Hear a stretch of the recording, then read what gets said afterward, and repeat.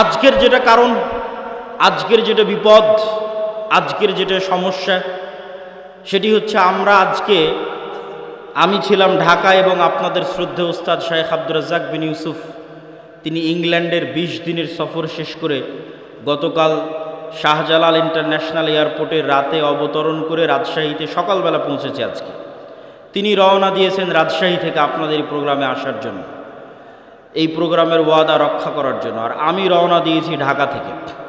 আমাদের দুই গাড়ির মধ্যেই যোগাযোগ চলমান ছিল, আছে।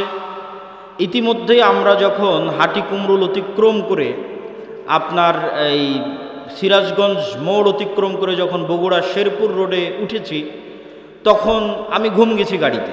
তখন আমার ড্রাইভার ডাক দিয়ে বলতেছে, আব্দুল্লাহ ভাই। তো বলে কি? তো বলে উস্তাজিদের গাড়ি অ্যাক্সিডেন্ট করেছে। ইন্না লিল্লাহি ওয়া ইন্না ইলাইহি রাজিউন। তাই বললাম কি ঘটনা, কোথায়? তো মোকামতলা। তো আমরা খুব দ্রুত, তখন 16 কিলোমিটার দূর ছিলাম মোকামতলা থেকে। খুব দ্রুত আমরা মোকামতলা পৌঁছার চেষ্টা করি এবং আজকের যারা প্রোগ্রামের আয়োজক তাদেরকেও কল দিয়ে আমরা দ্রুত ডাকি যে ভাই তোমরা একটু দ্রুত এগিয়ে আসো, একটু সহযোগিতা করো। তো ঘটনা হচ্ছে গাড়ি ঠিকঠাকই চলতেছিল, কিন্তু একটা সিএনজি রাস্তা থেকে উঠে দ্রুত, সিএনজি চালকেরই দোষ, দ্রুত রাস্তা থেকে উঠতে গেছে এবং আমাদের গাড়ি 60, 70, 80 যে কিলোমিটার গতিতেই থাক ওই সিএনজির সাথে ধাক্কা খেয়ে সিএনজির 2-1 ব্যক্তি, হয়তো আল্লাহ সুবহানাহু ওয়া তাআলা ভালো জানে এখন কি অবস্থা তাদের, তারা বগুড়া জিয়া মেডিকেলে অসুস্থ অবস্থায়, আহত অবস্থায় ভর্তি হয়েছে। আর আমাদের শেখ আব্দুর রাজ্জাক বিন ইউসুফ তিনিও হালকা আহত হয়েছেন, তবে সেরকম গুরুতর নয়। আল্লাহ সুবহানাহু ওয়া তাআলা তাকে হেফাজত করেছে, আলহামদুলিল্লাহ।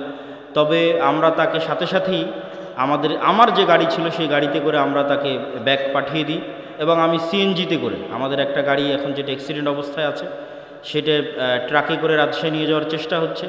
আর আমি মোকামতলা থেকে সিএনজিতে করে আপনাদের এই প্রোগ্রামে অংশগ্রহণ করার জন্য এসেছি। আল্লাহ সুবহানাহু ওয়া তাআলা তৌফিক দিয়েছে। কিন্তু বিপদ কেন আসে, আল্লাহ সুবহানাহু ওয়া তাআলার পক্ষ থেকে কী জন্য আসে, আল্লাহ সুবহানাহু ওয়া তাআলা ভালো জানে। কিন্তু বিপদ দিয়ে আলোচনা শুরু করার পিছনের কারণ হচ্ছে আজকের একটা কারণ, এবং আজকের প্রোগ্রামের যে আয়োজক তার জন্য আল্লাহ সুবহানাহু ওয়া তাআলার কাছে দোয়া করি যে আজকের প্রোগ্রামের যে আয়োজক, এই ছেলেটা অসুস্থ থাকে সবসময়, ঢাকা মেডিকেলে গিয়ে ভর্তি হয়, তার টাকা পয়সারও সমস্যা থাকে। আল্লাহ সুবহানাহু ওয়া তাআলা তাকেও সুস্থতা দান করুক। আমাদের ওস্তাদ শেখ আব্দুর রাজ্জাক বিন ইউসুফ তাকেও সুস্থতা দান করুক, আল্লাহুম্মা আমিন। জিয়াউর রহমানের সাথে দেখা হতে আমি বললাম যে তোমার প্রোগ্রামের ভাগ্য, তাকদীরে আল্লাহ সুবহানাহু ওয়া তাআলা কী লিখে রেখেছে যে এবারও এত চেষ্টা করার পরও তোমার প্রোগ্রামের সেই ভাগ্যের উন্নয়ন লক্ষ্য করা গেল না। আল্লাহ সুবহানাহু ওয়া তাআলা হয়তো চাইনি, এর মধ্যেই হয়তো আল্লাহ সুবহানাহু ওয়া তাআলা কোনো কল্যাণ লিখে রেখেছেন, আল্লাহ সুবহানাহু ওয়া তাআলা ভালো জানে। আজকে আমার বক্তব্যের বিষয়বস্তু, অধপতন অবস্থা থেকে মুসলিম উম্মার মুক্তি কিভাবে সম্ভব। তার একটা পয়েন্ট ইতিমধ্যে আমরা আলোচনা করে ফেলেছি, অর্থনৈতিক মুক্তি। অতএব কোনো যুবক বলতে পারবে না যে আমি ঘরে বসে থাকব। মুসলমানদের ব্যবসায়ী হচ্ছে, মুসলমানদের রক্ত মাংসে তাদের বৈশিষ্ট্য হচ্ছে ব্যবসায়ী হওয়া। চাকরি করা মুসলমানদেরকে শিখিয়েছে ইউরোপিয়ানরা। মুসলমানদের বৈশিষ্ট্য ব্যবসায়ী করা, তার দলিল কোথায় থেকে নেবেন? যত সাহাবীর জীবনী আছে সব সাহাবীর জীবনী খুলে দেখেন, কোনো সাহাবী, অধিকাংশ সাহাবী নিজ বাড়িতে, নিজ এলাকায়, নিজ গ্রামে, নিজ শহরে মারা যায়নি। কেননা সবাই ব্যবসা আর দিনের দাওয়াত, এই দুটাকে নিয়ে রওনা দিয়েছে। যতদূর পর্যন্ত ইসলামের খেলাফত গেছে ততদূর পর্যন্ত তাদের ব্যবসা আর দিনের দাওয়াত চলতে থেকেছে। যেখানে ইসলামিক খেলাফত যায়নি, মালয়েশিয়া, ইন্দোনেশিয়া, ব্রুনাই পর্যন্ত সাহাবীদের দাওয়াত গেছে ব্যবসা আর দিনের দাওয়াত। ভারতের কেরালা, বাংলাদেশের চিটাগাং, এগুলোতে পর্যন্ত দাওয়াত এসেছে ব্যবসা এবং দিনের দাওয়াতের মাধ্যমে। কিন্তু ইউরোপীয় উপনিবেশ মুসলমানদের শিখিয়েছে তোমাদের চাকরি করতে হবে। চাকরি শব্দের অর্থ হচ্ছে চাকর থেকে চাকুরি, গোলাম থেকে গোলামি, নৌকার থেকে নৌকরি, চাকর থেকে চাকুরি। চাকুরির মধ্যে একটু হলেও গোলামের আলামত এবং স্বভাব আছে। আল্লামা ইকবাল বলেছেন, জিন্দা কওমোं का यही है আলামত কে বদলতি রহতি है सुबह शाम उनके। বলছে জীবিত কওমকে, কোন জাতিকে দেখলে বুঝবা যে এই গ্রামের মানুষ এখনো বেঁচে আছে, এই মুসলিম উম্মাহ এখনো বেঁচে আছে, বাংলাদেশের মানুষেরা এখনো বেঁচে আছে যদি দেখো তাদের প্রতিদিনের সকাল সন্ধ্যা পরিবর্তন হচ্ছে। তাদের প্রতিদিনের সকাল সন্ধ্যা যদি পরিবর্তন হচ্ছে দেখো, তাহলে বুঝবা বেঁচে আছে। আর যদি দেখো প্রত্যেক দিন একই রকম, সকালে উঠে অফিস, অফিস থেকে বের হয়ে বাসা, সকালে উঠে অফিস, অফিস থেকে বের হয়ে বাসা, সকালে উঠে কারখানা, কারখানা থেকে বের হয়ে বাসা। যদি সেম রুটিন থাকে তাহলে বুঝবে এই জাতি মারা গেছে। কেন? মরু যাযাবর বিদয়ীন যারা মুসলমান হয়েছিল তাদের কোনো দিন সকাল সন্ধ্যা একরকম থাকতো না। ওরা আজকে এখানে 5 দিন, এখান থেকে উঠে পরের দিন রংপুর, রংপুর থেকে উঠে পরের দিন রাজশাহী, রাজশাহী থেকে উঠে পরের দিন ঢাকা। প্রতিদিন এদের সকাল সন্ধ্যা পরিবর্তন হয়। আর যারা ব্যবসায়ী এদের কোনো দিন সকাল সন্ধ্যা এক থাকে না। আজ এই উদ্যোগ, কাল এই সমস্যা, কাল এই প্রবলেম, আজকে এই সমস্যা, আজকে এই উদ্যোগ। প্রতিদিন তাদেরকে নতুন নতুন চ্যালেঞ্জ, নতুন নতুন প্রবলেম মোকাবেলা করে ব্যবসা করতে হয়। তাহলে বুঝতে হবে এরা জীবিত আছে। ব্যবসায়ী হতেই হবে, ব্যবসায়ী হওয়ার চেষ্টা যুবক সমাজকে করতেই হবে। কেন? তার একটা দলিল দিই। আইয়ুব আলাইহিস সালাতু ওয়াস সালাম একদা গোসল করছিলেন, তখন আসমান থেকে স্বর্ণের বৃষ্টি হচ্ছে। আইয়ুব আলাইহিস সালাতু ওয়াস সালাম গোসল বাদ দিয়ে ওই স্বর্ণের বৃষ্টি স্বর্ণ কুড়াতে গেলেন। যখন স্বর্ণ কুড়াতে গেলেন তখন আল্লাহ সুবহানাহু ওয়া তাআলা আইয়ুব আলাইহিস সালাতু ওয়াস সালামকে বলছে, তোমাকে তো আমি গরিব করে দিইনি, তাহলে তুমি কেন স্বর্ণ কুড়াতে গেলে? এখনো তোমার লোভ গেল না? ধন সম্পদের উপর থেকে এখনো তোমার লোভ যায়নি, থেকে গেছে? তখন আইয়ুব আলাইহিস সালাতু ওয়াস সালাম উত্তরে বলছে, আল্লাহ, ধন সম্পদের উপর লোভ থেকে নয়, স্বর্ণের উপর লোভ থেকে নয়, এই যে স্বর্ণ আকাশ থেকে অবতীর্ণ হচ্ছে এটা আপনার দয়া অবতীর্ণ হচ্ছে, এটা আপনার রহমত অবতীর্ণ হচ্ছে। আর আমি যদি সারা পৃথিবীর সকল ধন সম্পদের মালিক হয়ে যাই, তবু আপনার দয়া থেকে যদি বলি যে না আল্লাহর দয়া আমার দরকার নাই, তাহলে তো আমি অহংকারী। সারা পৃথিবীর সব ধন সম্পদের মালিক হয়ে গেছি, তাও যদি বুঝতে পারি ওখান থেকে 1 টাকা ইনকাম করা যাবে, তাহলে আমি মনে করব ওই 1 টাকা তো আল্লাহর দয়া। তাহলে ওই 1 টাকা ইনকাম বাদ দিয়ে ঘরে বসে থাকলে এটা অহংকার হবে আল্লাহর দয়ার সাথে। অতএব ওখান থেকে 1 টাকা ইনকাম করা যাবে, ওটা আল্লাহর দয়া, তাড়াতাড়ি ওটা নিতে হবে। আল্লাহ সুবহানাহু ওয়া তাআলা বলছেন, ফাইদা কুজিয়াতিস সালাত ফান্তাশিরু ফিল আরজ ওয়াবতাগু মিন ফাজলিল্লাহ। যখনই তোমাদের সালাত শেষ হয়ে যায় তখনই তোমরা বের হয়ে যাও পৃথিবীতে। যেখানে পৃথিবীতে তোমরা আল্লাহর দয়া দেখতে পাবে, সারা পৃথিবীতে আল্লাহর দয়া ছড়িয়ে ছিটিয়ে আছে, ওই দয়াগুলো জমা করো, ওই দয়াগুলো একত্রিত করো, ওই রিজিকগুলো অনুসন্ধান করো। তাহলে কোনো যুবকের পক্ষে সমীচীন হবে না, কোনো মানুষের পক্ষে সমীচীন হবে না যে সে বুঝতে পারবে ওখান থেকে 1 টাকা পাওয়া যাবে আর ওই 1 টাকা ইনকামের চেষ্টা করবে না, এটা অহংকার।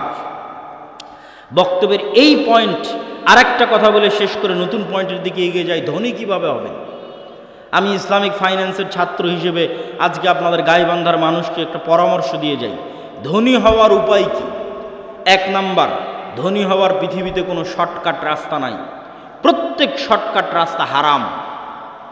প্রত্যেক যে এসে আপনাকে বলবে যে এখানে এটা করো, এতদিনের মধ্যে তুমি এত টাকার মালিক হয়ে যাবে, নিশ্চিত জেনে থাকবেন এটা হারাম।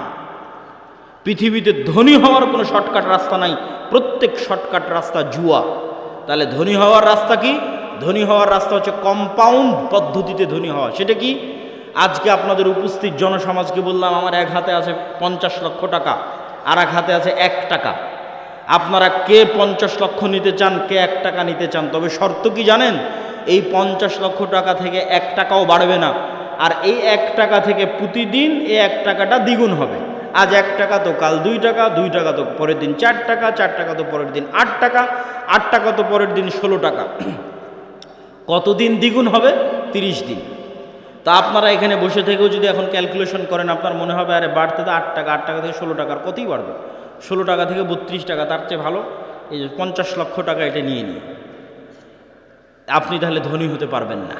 আপনি এখনও ব্যবসা বুঝেন না, আপনি এখনও জুয়ার মধ্যে আছেন। মনে করতেছেন ব্যবসা মানে মনে হয় জুয়া, যে একটা গেম খেলে নিলাম একবারে ধনী হয়ে গেলাম। এখান থেকে উঠে গিয়ে হিসাব করবেন যে এই 1 টাকা দ্বিগুণ হতে হতে 30তম দিনে কত হবে? 1 কোটি টাকার বেশি হবে। ক্যালকুলেটরে অথবা মোবাইলে বক্তব্যের শেষে হিসাব করবেন যে 1 টাকা থেকে 2 টাকা, 2 টাকা থেকে 4 টাকা, 4 টাকা 8 টাকা, 8 টাকা থেকে 16 টাকা দ্বিগুণ হতে হতে 30তম দিনে কত হয়? 30তম দিনে 1 কোটি টাকার বেশি হয়ে যাবে। তাহলে ধীর স্থিরভাবে টাকা বাড়তে থাকবে। এটা হলো ধনী হওয়ার রাস্তা। ধনী হওয়ার 2 নম্বর রাস্তা। ধরেন আপনাকে 50 লক্ষ টাকা দিয়ে দিলাম, যে যাও তোমাকে 50 লক্ষ টাকা দিয়ে দিচ্ছি। এখন তুমি ধনী হবা কিনা এটা নির্ভর করছে তোমার মেন্টালিটির উপর, মানসিকতার উপর। কে ধনী হবে 50 লক্ষ টাকা নিয়ে, কে ধনী হবে না বুঝেন। যে 50 লক্ষ টাকা নিয়ে গিয়ে চিন্তা করবে আরে 50 লক্ষ টাকা পেয়েছি, তাহলে 50 লক্ষ টাকা থেকে একটা গাড়ি কিনি, মোটর সাইকেল কিনি, তারপরে একটা গাড়ি কিনি 20 লাখ টাকা দিয়ে, বাড়ি করি 30 লাখ টাকা দিয়ে, আর কি করা যায়, একটা এসি কিনি, একটা ফ্রিজ কিনি, আর কি একটা টিভি কিনি। এই ব্যক্তি এই 50 লক্ষ টাকা প্রত্যেক ওই জায়গাতে খরচ করেছে যেখান থেকে আরও খরচ বাড়বে। মোটর সাইকেল কিনেছে, মোটর সাইকেলের তেলে খরচ আছে। গাড়ি কিনেছে, এই যে গাড়ি আজকে আমাদের অ্যাক্সিডেন্ট হলো, গাড়িতে খরচ বাড়বে। গাড়ির গাড়ির টায়ার নষ্ট হবে, চাকা নষ্ট হবে, ওটা নতুন করে কিনতে হবে। প্রতিদিন মোবিল লাগবে, মোবিল দিতে হবে। ও যে এসি ফ্রিজ কিনেছে, ওখানে কারেন্ট বিল আসবে, বিদ্যুৎ বিল আসবে। মোবাইল কিনেছে, ইন্টারনেট কিনেছে, ওয়াইফাই কিনেছে, ইন্টারনেটের বিল আসবে। তাহলে এই টাকা প্রত্যেক ওই জায়গাতে ব্যবহার করলো যেখান থেকে আরও খরচ বাড়লো। এই জীবনে কোনো দিন ধনী হতে পারবে না। এর ধনী হওয়ার রাস্তা ফুল স্টপ হয়ে গেছে। এই যদি প্রবাস থেকে কোটি টাকা ইনকাম করে নিয়ে আসে তাও ধনী হবে না, গার্মেন্টসে কাজ করে ইনকাম করে তাও ধনী হবে না, আপনারা যদি মাঠে জমিতে কাজ করে টাকা জমা করেন তাও ধনী হবেন না। শেষ ধনী হওয়ার রাস্তা। ধনী কে হবে? 1 টাকা ইনকাম করেছে, 10 টাকা ইনকাম করেছে, ইনকাম করার পর যে চিন্তা করতে পারবে যে আমার গায়ের জামাটা ছিঁড়া আছে, ছিঁড়াই থাক, আমার পায়ের স্যান্ডেলটা ছিঁড়া আছে, ছিঁড়াই থাক, আমার বাড়ি মাটির আছে, মাটিরই থাক। আগে 10 টাকা এমন জায়গায় ব্যয় করি যেখান থেকে আর 1 টাকা ইনকাম হবে, যেখান থেকে আর 1 টাকা ইনকাম বের হয়ে আসবে, ওই জায়গাতে আগে ব্যয় করি এই 10 টাকা। এই ব্যক্তি ধনী হয়ে যাবে। সময় লাগবে, 30 বছর সময় লাগবে, কিন্তু এই যে কম্পাউন্ড ওয়েতে আস্তে আস্তে বাড়তে বাড়তে শেষের দিকে গিয়ে কোটিপতি হয়ে যাবে দ্রুত। শেষে গিয়ে দ্রুত কোটিপতি হবে, শুরুতে অত দ্রুত হবে না, কিন্তু ওর পদ্ধতি ঠিক আছে। আর 10 টাকা ইনকাম করে বলবেন আজকে নতুন জামা লাগবে, 10 টাকা ইনকাম করে বলবে আজকে নতুন স্যান্ডেল লাগবে, আজকে এসি ফ্রিজ লাগবে, জীবনে ধনী হবে না। যে টাকা এমন জায়গায় ব্যয় করতে পারে যেখান থেকে আবার টাকা ইনকাম হওয়ার রাস্তা তৈরি হবে, এ ধনী হয়ে যাবে, আজকে যতই গরিব থাকুক। তাহলে মুসলমানদের ধনী হওয়া ছাড়া, অর্থনৈতিক মুক্তি ছাড়া গোলামি থেকে মুক্তির রাস্তা নাই। আজকের পুরো পৃথিবী টিকেই আছে ডলারের গোলামির উপর। ভেনেজুয়েলার প্রেসিডেন্টকে হাত পা বেঁধে তুলে নিয়ে যাওয়ার কারণ কি? টাকা, তেল। আজকে মুসলমানেরা মুক্তি পাচ্ছে না কেন? ডলার ভিত্তিক অর্থনীতির গোলাম। সব IMF, ওয়ার্ল্ড ব্যাংকের কাছ থেকে লোন নিয়ে রেখেছে। সারা পৃথিবীর সকল অর্থনীতির কন্ট্রোল ইহুদিদের হাতে। তাহলে মুসলমান বলবে আমি ঘুমাবো, বসে থাকবো, ফ্রি ফায়ার পাবজি খেলবো, ব্যবসা করবে না, টাকা পয়সা ইনকাম করবে না, মুক্তি হবে? এটা অসম্ভব। ব্যবসা করতে হবে, টাকা পয়সা ইনকাম করতে হবে। আল্লাহ সুবহানাহু ওয়া তাআলা কবুল করুক, আল্লাহুম্মা আমিন। গোলামি থেকে মুক্তির জন্য 2 নম্বর করণীয় ঈমান বিল গায়বে ইয়াকিন এবং সর্বোচ্চ তাওহীদে বিশ্বাস। আল্লামা ইকবাল লিখেছেন, ये दौर अपने बराहिम की तलाश में है। আজকের যুগে মুসলমানদের মুক্তির একটাই রাস্তা। আজকে মুসলমানদের মধ্যে একজন ইব্রাহিম আলাইহিস সালাম লাগবে। নাই, ইব্রাহিম আলাইহিস সালাম নাই মুসলমানদের মধ্যে। আল্লামা ইকবাল গবেষণা করে দেখেছে, অনুসন্ধান করে দেখেছে, মুসলমানদের মধ্যে সালাত আদায়কারী আছে, রোজাদার আছে, দানবীর আছে, ইব্রাহিম আলাইহিস সালামের মতো সর্বোচ্চ তাওহীদে বিশ্বাসী নাই। আপনারা আহলে হাদিস মানুষ মনে করছেন আমরা তো কবরে যাই না, আমরা তাবিজ কবজ ব্যবহার করি না, আমরা শিরক করি না, তাহলে আমাদেরও কিসের তাওহীদে কমতি আছে? সেটা কোথায়? ইব্রাহিম আলাইহিস সালাতু ওয়াস সালামের তাওহীদ মানে তার হৃদয় শুধু এই কবর আর শিরক থেকে মুক্ত নয়, তার হৃদয়ে টাকার প্রভাব থেকে মুক্ত, নেশার প্রভাব থেকে মুক্ত, নারীর প্রভাব থেকে মুক্ত, ক্ষমতার প্রভাব থেকে মুক্ত। কোনো একটার প্রলোভন দেখিয়ে তাকে আল্লাহর আনুগত্য থেকে দূরে করা যাবে না। তুমি আহলে হাদিস হলে কি হবে? সালাফি হলে কি হবে? কবরে পূজা না দিলে কি হবে? তুমি তো বিড়িখোর, সিগারেটখোর, বিড়ি সিগারেটের নেশায় আছো। তাহলে তোমার ইলাহকে ওই বিড়ি সিগারেট। ইলাহাহু হাওয়া, যার নফসকে সে নিজের ইলাহ বানিয়ে নিয়েছে। তুমি টাকার জন্য হালাল হারাম বাস বিচার না করেই টাকার জন্য পাগল, তাহলে তোমার ইলাহকে টাকা। তুমি ক্ষমতার জন্য বাস বিচার না করে মানুষ হত্যা করতে পারো, মিছিল মিটিং করতে পারো, মিথ্যা কথা বলতে পারো, তাহলে তোমার ইলাহকে ক্ষমতা। তাহলে যার অন্তরে হয় ক্ষমতার প্রভাব আছে, না হয় নারীর প্রভাব আছে, না হয় টাকার প্রভাব আছে, না হয় জুয়ার প্রভাব আছে, না হয় অন্য কোনো নেশার প্রভাব আছে, এ তাওহীদপন্থী নয়। এই ইব্রাহিম আলাইহিস সালাতু ওয়াস সালামের উত্তরসূরি নয়, যতই শিরকে আকবার না করুক, বড় শিরক না করুক। ইব্রাহিম আলাইহিস সালাম কে? যার হৃদয় শুধু ওটাই চায় যেটা আল্লাহ বলেছে, তার হৃদয় ওটাই ভালোবাসে যেটা আল্লাহ ভালোবাসে, তার হৃদয় ওটাই ঘৃণা করে যেটা আল্লাহ ঘৃণা করে। এটা এত সহজ নয়। আল্লাহ যেটা ঘৃণা করতে বলেছে ওটাকে আপনি শতভাগ ঘৃণা করবেন, আর আল্লাহ যেটা ভালোবাসতে বলেছে ওটাকে আপনি জান প্রাণ দিয়ে ভালোবাসবেন। এই মহব্বত, এই ভালোবাসা আল্লাহ সুবহানাহু ওয়া তাআলার সাথে, এই সম্পর্ক আল্লাহ সুবহানাহু ওয়া তাআলার সাথে, আল্লাহকে আপনি ওই লেভেলের ইলাহ মানেন, এই মুসলমান হওয়া এত সহজ নয়। ওই ইব্রাহিম আলাইহিস সালাতু ওয়াস সালাম হওয়া অত সহজ নয়, কিন্তু ইব্রাহিম আলাইহিস সালাম লাগবে। মুক্তি ইব্রাহিম আলাইহিস সালাতু ওয়াস সালামের মতো মানুষ হওয়া ছাড়া সম্ভব নয়। 2 নাম্বার, ঈমান বিল গায়বে ইয়াকিন। গায়েব মানে যা চোখে দেখা যায় না। আজকে এখানে আব্দুল্লাহ বিন আব্দুর রাজ্জাক উপস্থিত হয়েছে, এটা আপনারা চোখে দেখতে পাচ্ছেন, কিন্তু এখানে যে ফেরেশতারাও উপস্থিত হয়েছে এটা কি দেখতে পাচ্ছেন? দেখতে পাচ্ছেন না। কিন্তু ফেরেশতারা যে উপস্থিত হয়েছে ওটাকে যেই দিন এইভাবে বিশ্বাস করতে পারবেন, যেভাবে এখন আমাকে দেখে যেটা আপনার অন্তরে যেই মাত্রার বিশ্বাস, যেখানে আব্দুল্লাহ বিন আব্দুর রাজ্জাক উপস্থিত আছে, এই মাত্রার বিশ্বাস যেই দিন হবে যেন এখানে আমার পাশে ফেরেশতারা বসে আছে, এটার নাম ঈমান বিল গায়বে ইয়াকিন। এটা হচ্ছে দেখতে পাওয়া, ভিজুয়ালাইজ করা। কবরকে আপনি দেখতে পাচ্ছেন, জান্নাতকে আপনি দেখতে পাচ্ছেন, জাহান্নামকে আপনি দেখতে পাচ্ছেন। আপনি কল্পনা করেন, আসহাবুল উখদুদের ঘটনা বলছিল তাওহীদ ভাই, ওমা নাকামু মিনহুম ইল্লা ইউমিনু বিল্লাহিল আজিজিল হামিদ, বলছে যে আগুনের মধ্যে ঢুকে যাচ্ছে। ঘটনা তো ভাই বলেছে, আমি শুধু লজিক বলি। ওদের বাড়ি আছে, ঘর আছে, বাড়ি ঘর রেখে সাক্ষাৎ আগুনের মধ্যে কিভাবে ঢুকে? একটা রাস্তা ছাড়া ওই আগুনের মধ্যে ঢুকার কোনো রাস্তা নেই। আপনি পারবো না। পারবো একটা শর্ত পূরণ করলে। সেটা কি? আসহাবুল উখদুদের ঈমান বিল গায়বে ইয়াকিন এত বেশি ছিল যে ওরা ওই আগুনের মধ্যে জান্নাত দেখতে পাচ্ছিল। ওরা আগুনে ঢুকে নিরে পাগলা, ওরা জান্নাতে ঢুকেছে। আল্লাহু আকবার। আপনি মনে করছেন আগুনে ঢুকেছে, কিন্তু ওরা তো আগুন দেখতেই পায়নি। ওরা ওই আগুনের জান্নাত দেখতে পেয়েছে। আমরা কিসে ঢুকছি? জান্নাতে ঢুকতেছি। জান্নাতকে এরকম ভিজুয়ালাইজ যতক্ষণ না করতে পারে ঢোকা সম্ভব নয়। আর ওরা যখন পেছন মুড়িয়ে নিজের বাড়ি ঘর দেখেছে তখন দেখতে পাচ্ছে, আপনি দেখছেন বাড়িতে এসি আছে, ফ্রিজ আছে, ঘর বাড়ি আছে, ছেলে মেয়ে আছে, কিন্তু ওরা যখন বাড়ির দিকে তাকিয়ে দেখেছে তখন দেখছে আর এখানে তো জাহান্নামের আগুন জ্বলছে। সত্যি দেখতে পাচ্ছি, কাল্পনিক নয়, সত্যি দেখতে পাচ্ছে। আর আমাদের বাড়ি ঘরে তো জাহান্নামের আগুন জ্বলছে। ওরে বাবারে, এখানে ফেরত যাওয়া যাবে না। আর এই আগুনের মধ্যে কি দেখতে পাচ্ছে? জান্নাত। আর এখানে তো ঢুকতে হবে। এর নাম হচ্ছে ঈমান বিল গায়বে ইয়াকিন। এই লেভেলের ঈমান যতক্ষণ পর্যন্ত অন্তত বাংলাদেশের 20% মুসলমানের না হয়েছে, ততক্ষণ আপনি বলবেন যে বাংলাদেশে ইসলাম প্রতিষ্ঠা হয়ে যাবে, ইসলামী খেলাফা কায়েম হয়ে যাবে, সম্ভব নয়। আজকে যদি আপনি আমাকে বাংলাদেশের প্রধানমন্ত্রী করে দেন, আজকে ইরানের কি অবস্থা দেখেন। আমি বাংলাদেশের ক্ষমতায় গিয়ে যদি বলি বাংলাদেশ শতভাগ ইসলামিক আইন বাস্তবায়ন করে দিলাম, কালকে ভারত এবং আমেরিকা মিলে অর্থনৈতিক বয়কট দিবে বাংলাদেশকে, যেমন ইরানকে দিয়ে রেখেছে। তাহলে ইরানের মানুষ মিছিল করতেছে কেন? আপনিও মিছিল করবেন কেন? অর্থনৈতিক বয়কট দেওয়ার পর ডলার আসবে না, গার্মেন্টস বন্ধ হয়ে যাবে। তাহলে গাইবান্ধার মানুষ খাবে কি? গাইবান্ধার মানুষ এখন যেই জীবনযাত্রায় অভ্যস্ত, এই মানের জীবনযাত্রা থাকবে না।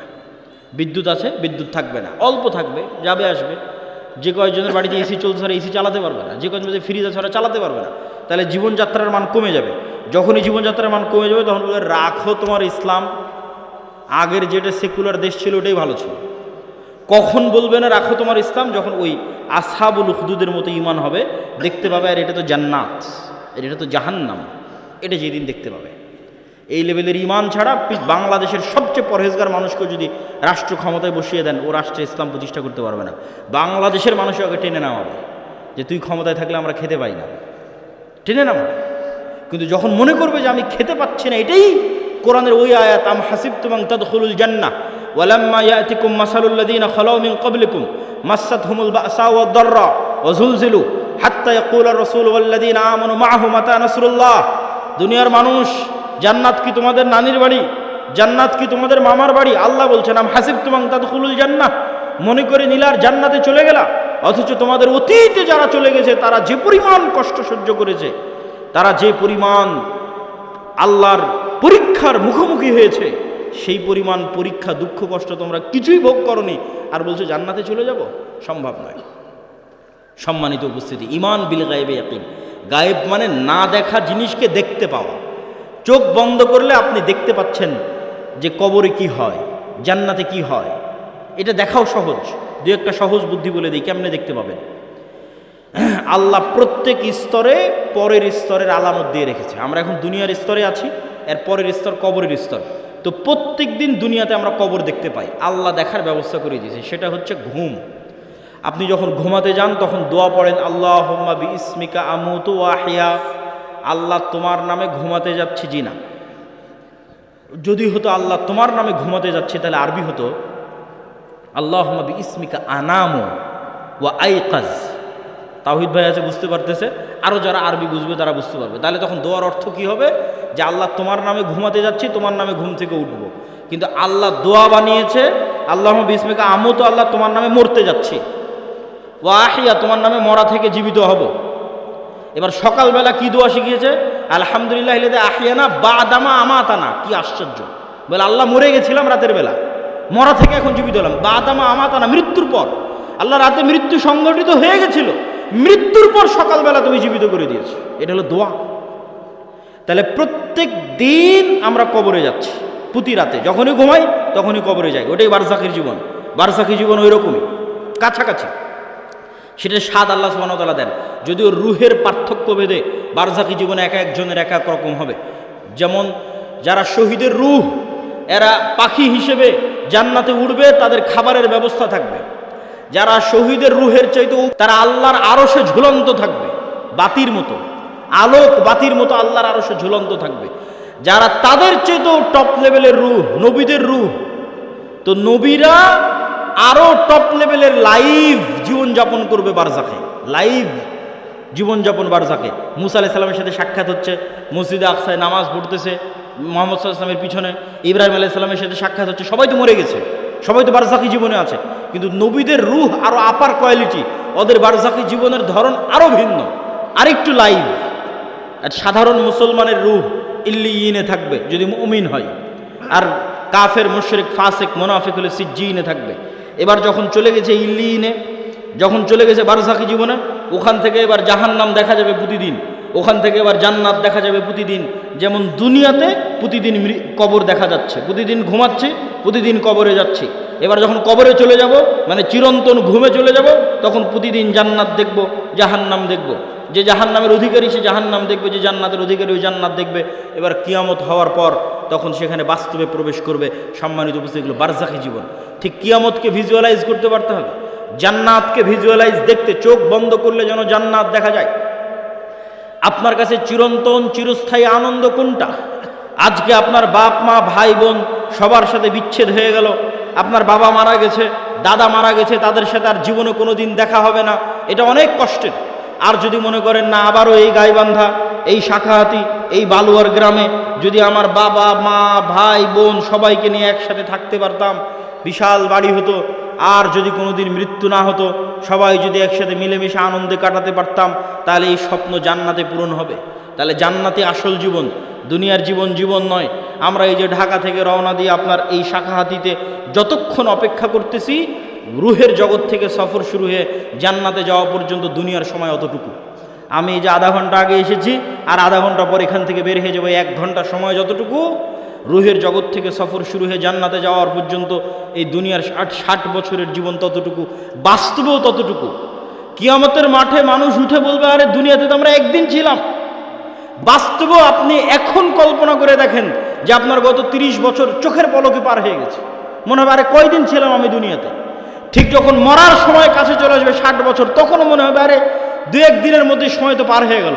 এই একই অনুভূতি কিয়ামতের মাঠে যখন উঠবেন, তখন দুনিয়াতে তো ছিলামই না, 1 দিন কি 2 দিন ছিলাম দুনিয়াতে। এটাই আল্লাহ বলে যে দুনিয়ার জীবন 1 ঘন্টার সমান, আধা ঘন্টার সমান। শুধু ধৈর্য ধরলেই হয়, একটু ধৈর্য ধারণ করলেই হয়। আল্লাহ সুবহানাহু ওয়া তাআলার কাছে পৌঁছার জন্য প্রস্তুত থাকার চেষ্টা করতে হবে। ঈমান বিল গায়বি ইয়াকিন, এটা ছাড়া মুসলমানদের মুক্তি হবে না। আর 2টা কাজ করতে হবে মুসলমানদেরকে। টাকা ইনকাম করার কথা বলেছি, আরও 2টা কাজ আছে। 1, নেতা হওয়ার জন্য 2টা শর্ত পূরণ করতে হবে। সত্যবাদিতা, ন্যায়পরায়ণতার শর্ত, শিক্ষা এবং জ্ঞানের শর্ত। বুঝেন, আল্লাহ সুবহানাহু ওয়া তাআলা এই পৃথিবীকে যেই ফাংশনের উপর ডেভেলপ করেছে, এই ফাংশন সবার জন্য সমান। এই যে মোবাইল, এই মোবাইলের যেখানে চাপ দিলে লাইট জ্বলবে, এখানে যদি আমি চাপ দিই তাও লাইট জ্বলবে, এখানে ডোম চামার ম্যাথর মুচি হিন্দু বৌদ্ধ খ্রিস্টান যে চাপ দেয় তাও লাইট জ্বলবে, কেননা ওটা ওইভাবেই ফাংশন করা আছে। তো আল্লাহ এই পৃথিবীকে কিছু সিস্টেমের উপর ডেভেলপ করেছে। এখানে কিছু বাটন আছে, যেই সমস্ত বাটনে চাপ দিলে পরের রেজাল্ট বের হয়ে আসে। তো আল্লাহ তার নিজের তৈরি করা নিয়ম ভাঙ্গে না, খুব কম ভাঙ্গে। আল্লাহ আগুনকে তৈরি করেছে পোড়ানোর জন্য। ওই যে আসহাবুল উখদুদ, ওরা কত তাকওয়াবান পরহেজগার, ওরা আগুনের মধ্যে ঢুকে গেছে, আগুন পুড়িয়ে দিয়েছে। আগুন বলেনি যে এরা আল্লাহওয়ালা মানুষ, এদের পোড়াবো না। আল্লাহ তরবারিকে তৈরি করেছে কাটার জন্য। আল্লাহর নবী চাচা হামজা পর্যন্ত কেটে গেছে তরবারিতে। তরবারি বলেনি আরে এটা তো হামজার শরীর কাটবো না, না, নিয়ম নিয়ম। আল্লাহ খুব কম সময় নিয়ম ভাঙে। শুধুমাত্র ইব্রাহিম আলাইহিস সালামের সময় নিয়ম ভেঙেছে। আগুনকে বলছে আগুন, কুলনা ইয়া নারু কুনি বারদাম ওয়া সালামান আলা ইব্রাহিম, তোমার কাজ পোড়ানো, তবে আজকে নয়। কিন্তু সাধারণত আল্লাহ নিয়ম ভাঙে না। তাহলে আল্লাহ পৃথিবীকে তৈরি করেছে একটা নিয়মের উপর। সেই নিয়মটা হচ্ছে যে জ্ঞান এবং শিক্ষার বাটনে চাপ দিবে, ও অটোমেটিক শক্তিশালী এবং নেতা হয়ে যাবে। এটার উপর পৃথিবী দাঁড়িয়ে আছে। পৃথিবীর ফাংশনের মধ্যে একটা ফাংশন, যে জ্ঞান এবং শিক্ষা অর্জন করবে ও অটোমেটিক শক্তিশালী হবে, নেতা হবে। এখন ইহুদি খ্রিস্টান, ইউরোপ, আমেরিকা, ইসরায়েল, তাদের ছেলেমেয়েরা জ্ঞান এবং শিক্ষা অর্জন করবে, আর গাইবান্ধা, মহিমাগঞ্জ, গোবিন্দগঞ্জের যুবকেরা যদি free fire, PUBG, Facebook, IPL, BPL, জুয়া, অনলাইন বেটিং, নেশা, বিড়ি, সিগারেট, গাঁজা এগুলো নিয়ে ব্যস্ত থাকে, তাহলে আল্লাহ বলবেন না যে এই ইহুদি খ্রিস্টানেরা তোরা যতই জ্ঞান অর্জন কর, তোদেরকে নেতা বানাবো না। আমার গাইবান্ধা, গোবিন্দগঞ্জে একটা মদখোর, জুয়াখোর বান্দা আছে, ওকে নেতা বানাবো। কথা কি আমার বোঝা যায়? আল্লাহ সুবহানাহু ওয়া তাআলা তার নিয়ম ভাঙবেন না। অতএব তুমি যদি মনে করো আমাকে নেতা হতে হবে, তাহলে ওই বাটনে চাপ দিতেই হবে যেই বাটন নেতা হওয়ার জন্য আল্লাহ পৃথিবীতে দিয়ে রেখেছে, সেটা হচ্ছে জ্ঞান এবং শিক্ষা। জ্ঞান অর্জন করতে হবে, পড়তে হবে। আদম আলাইহিস সালাম সবচেয়ে জ্ঞানী, আল্লাহ সুবহানাহু ওয়া তাআলা সবচেয়ে জ্ঞানী। জ্ঞান আল্লাহর বৈশিষ্ট্য, জ্ঞান আদম আলাইহিস সালামের বৈশিষ্ট্য। তলুতকে নেতা বানানো হয়েছে জ্ঞানের কারণে। অতএব যুবক সমাজ, তোমাদের জ্ঞান অর্জন করতে হবে। তারপরের পয়েন্ট কি? ন্যায়পরায়ণতা, সত্যবাদিতা। বানু ইসরাইলের ইতিহাস বহু বক্তব্যে আমি আলোচনা করেছি। বানু ইসরাইলের ইতিহাসের সামারি কি? নবীর সন্তানেরা কিভাবে গোলাম হয়ে গেল, গোলাম হওয়ার কারণে কি কি বিকৃতি আসলো। এই যে এক্ষুনি ইউসুফ আলাইহিস সালামের গল্প বললাম, ইব্রাহিম, ইসহাক, ইয়াকুব, ইউসুফ, তাদের ছেলেরাই বানু ইসরাইল। এরা ফেরাউনের গোলাম হয়ে গেল, 300 বছর গোলাম থাকলো। গোলাম হওয়ার পর মুসা আলাইহিস সালাম এসে এদের বাঁচালো। বাঁচানোর পর গোলামির কারণে কি কি পরিবর্তন হলো নবীর ছেলেদের, ইব্রাহিমের ছেলেদের কি কি পরিবর্তন আসলো গোলামির কারণে। আল্লাহ বলছেন যাও যুদ্ধ করতে হবে জেরুজালেমে। নবীর ছেলেরা কি বলে? ইযহাব আনতা ওয়া রাব্বুকা ফাকাতিলা, তুমি আর তোমার আল্লাহ গিয়ে যুদ্ধ করো। তারা ইব্রাহিম আলাইহিস সালামের ছেলে।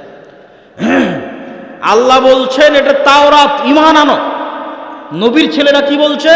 লান নুমিনা লাকা হাত্তা নারাল্লাহ জাহরাতান, যতক্ষণ তোমার আল্লাহকে সচক্ষে না দেখছো ততক্ষণ ঈমান আনবো না। আরে তুই তো এখনই দেখলি যে ফেরাউন ডুবে মরল, আর কি দেখা লাগবে? এখনই ওর চোখের সামনে ফেরাউন ডুবে মরেছে। ফেরাউন ওদের উপর জুলুম করতো, সমুদ্রে ফেড়ে রাস্তা তৈরি হয়ে গেছে। এরা এখন এসে বলে যে আল্লাহকে না দেখলেই ঈমান আনবো না। তাহলে কেমনে নবীর ছেলেদের স্বভাব এরকম হয়ে গেল? আল্লাহ বললেন আসমান থেকে খাবার আসবে, মান্না এবং সালোয়া। মান্না সালোয়া কি? মাশরুম। যেই মাশরুমের 1 কেজির দাম 4 থেকে 5 লক্ষ টাকা আজকের বাজারে। আর বিশেষ এক প্রকার কোয়েল পাখির মতো ছোট সুস্বাদু পাখির গোস্ত জান্নাত থেকে আসতো। তারা বলল লান নাসবিরা আলা তুআমিন ওয়াহিদ, এই এক খাবার প্রত্যেক দিন ভালো লাগে না মুসা, তোমার আল্লাহকে বলো এই মরুভূমির বালুর মধ্যে পেঁয়াজ রসুন বের করে দিতে, ডাল চাউল বের করে দিতে মরুভূমির বালুর মধ্যে। আল্লাহ বললেন মরুভূমির বালুতে হবে না, জেরুজালেম ফিলিস্তিন আছে, যুদ্ধ করে বিজয় করো। এদের যখন যুদ্ধ করে বিজয় করলো না, এদের উপর গজব আসলো 40 বছরের। শুধু নবীর ছেলেদের অবস্থা দেখেন, গোলামির কারণে কীরকম হয়ে গেছে তাদের অবস্থা। 40 বছর পাগলের মতো ঘোরার পর ইউশা বিন নুনের হাতে তওবা ইস্তেগফার করে এরা যুদ্ধ করেছে। লম্বা ঘটনা। আল্লাহ সূর্য থামিয়ে দিয়ে বিজয় দিয়েছে। এবার আল্লাহ বলছে শোনো, তোমাদের বিজয় দিলাম, তোমরা জেরুজালেমে প্রবেশ করার সময় মুখে বলবা হিত্তাতুন নাগফির লাকুম, আর মাথা দিবা সামনে, নিচু করবা, সিজদা অবস্থায় যাবা। হিত্তাতুন হিব্রু ভাষা, মানে আল্লাহ মাফ করে দাও, আস্তাগফিরুল্লাহ। এরা কি করলো, ঢোকার সময় পিছন আগে দিল, মুখে বলল হিনতাতুন, গমের দানা। কোরআনে এগুলো বর্ণনা করা আছে, কোরআন থেকে বলতেছে। আমি কি অবস্থা দেখেন নবীর ছেলেদের। এই ধোকাবাজি, এই 2 নাম্বারই কোথায় শিখলো? ফেরাউনের গোলামি করতে গিয়ে ধোকাবাজি 2 নাম্বারই শিখেছে। তাহলে ধোকাবাজি 2 নাম্বারই, ছল চাতুরি, গোলামির স্বভাব। স্বাধীন আত্মমর্যাদা সম্পন্ন মানুষ 2 নাম্বারই রাস্তা জানে না। স্বাধীন আত্মমর্যাদা সম্পন্ন মানুষ মিথ্যা জানে না। স্বাধীন আত্মমর্যাদা সম্পন্ন মানুষ দুর্নীতি জানে না। আব্দুল মুত্তালেব কাফের মুশরিক, আবু তালেব কাফের মুশরিক। ইতিহাস খুঁজে দেন যে আব্দুল মুত্তালেব দুর্নীতিগ্রস্ত।